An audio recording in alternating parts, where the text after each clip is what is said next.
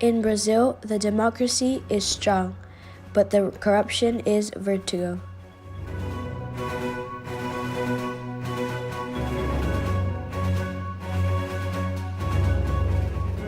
After being controlled by the biggest corrupted liar in Brazil history, Luiz Inácio Lula da Silva, and his gang of thugs. Today, Brazil is governed by the Democrat, honest, humble, and brave Jair Bolsonaro, with both his military and technical ministers and the support of his good citizens. The oil company Petrobras was the epicenter of the PT corruption, and Lula had billions of annual loss during the Lula's government. In 2019, during Bolsonaro's demand, the company had billions of dollars gained because they took out all of the corrupted workers that robbed the company under the order of the corrupted government of Dilma and Lula. In 2019, all the companies achieved the most gain they ever have before, because the corrupted were all fired. Bolsonaro and the minister Tarcísio finished the pavement of the highway BR-163 that was abandoned for 44 years by the government of Lula and PT. This road gave good conditions for the farmers to transport all their food and crops. Millions of kilometers of highways are being constructed or reconstructed by the engineering of the Brazilian army, with low costs to the contributors and taxpayers in Brazil.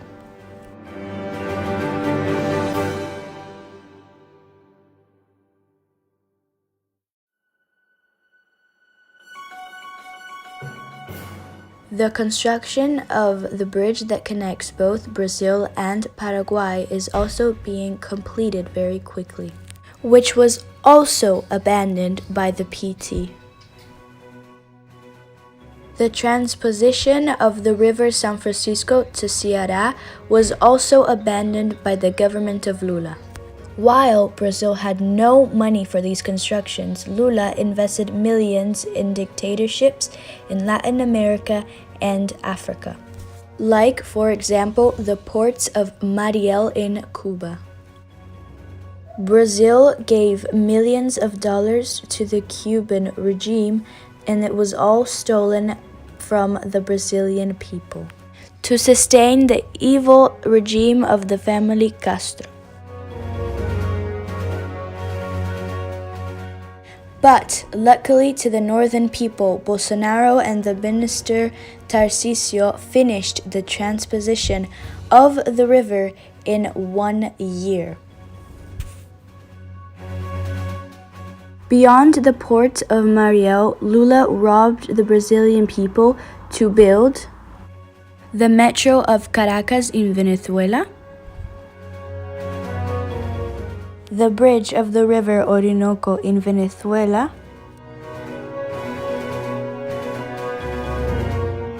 dam in Moamba in Mozambique, the airport in Nacala in Mozambique,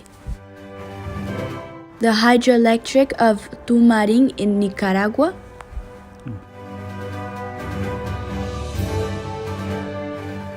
the hydroelectric of Lauca in Angola, highway from Luanda to Quinfangondo,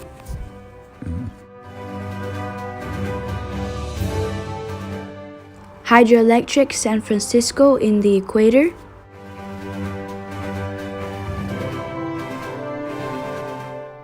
hydroelectric Manduriaco in the equator,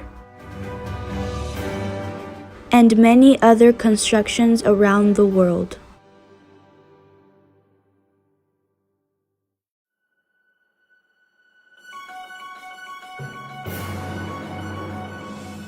Lula was getting briberies by these investments, and what he used to send money to these countries was the National Bank of Disinvolvement. The Bolsonaro government auctioned and is auctioning private enterprises to the constructions of cargo and passenger terminals and remaking all the airports that sucked to give comfort and safety to all their passengers.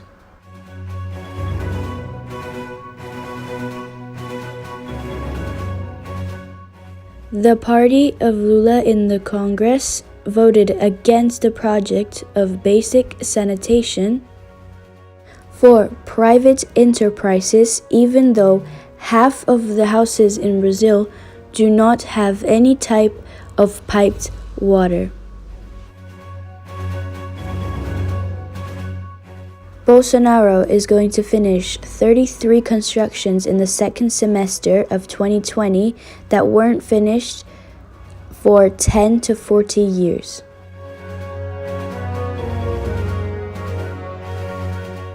The schools that were vandalized, graffitied, and also used for drugs for students that were educated by communist teachers are turning into extremely decent places for students who want to study and have a future career. Civic and military schools are being created to benefit the education and discipline.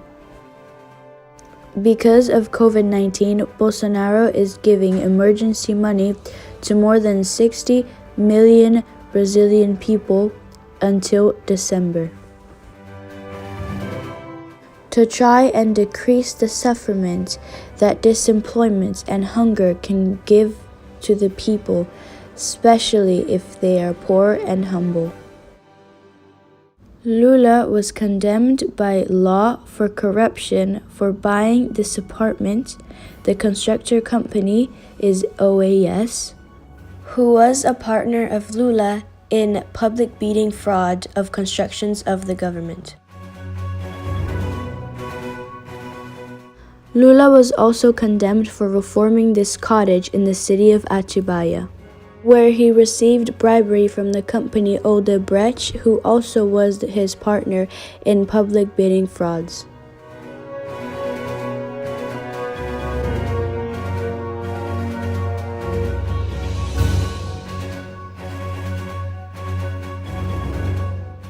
Lula was also accused by ex-minister Antonio Palocci of money laundering and influence peddling in the buying of 36 Gripen fighter planes by Dilma Rousseff. The ex-president Lula had many lawsuits of corruption and money laundering. He was condemned for 2, but is not yet arrested because in Brazil, the laws were made to defend the thieves. But no jail time he does can pay for what he has done to millions of poor people that he harmed by robbing more than $300 billion from Brazil, with his group of communist thugs that are either arrested or being prosecuted. While all of this, the people are making demonstrations to defend Brazil and Bolsonaro's government from the fake attacks of the communists and the corrupted. In any place of Brazil, the people are ready to defend Bolsonaro's government from its worst enemy, the corruption.